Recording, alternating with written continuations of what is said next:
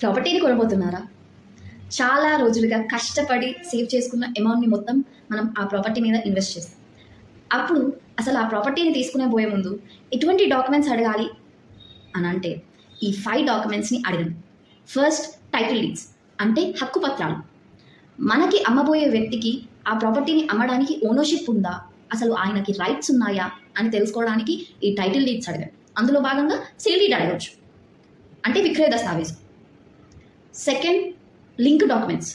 Last 30 ఇయర్స్గా ఈ property ఎందరి చేతులు మారాయి అన్నది మనకి ఈ లింక్ డాక్యుమెంట్స్ చూస్తే అర్థమవుతుంది. కాబట్టి లింక్ డాక్యుమెంట్స్ అడగండి.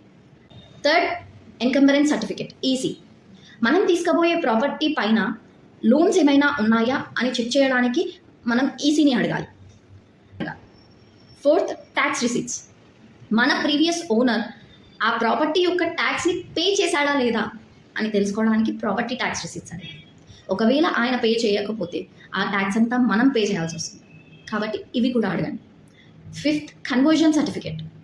ఒకవేళ మనం తీసుకుపోయే ల్యాండ్ కన్వర్టెడ్ ల్యాండ్ అంటే అగ్రికల్చరల్ ల్యాండ్ని నాన్ అగ్రికల్చరల్ ల్యాండ్గా మనకి సేల్ చేస్తున్నారు అంటే ప్లాట్స్ పెట్టి అమ్ముతున్నారు అంటే మనం నాలా కన్వర్జన్ సర్టిఫికేట్ అనేది అడగాలి వాళ్ళు.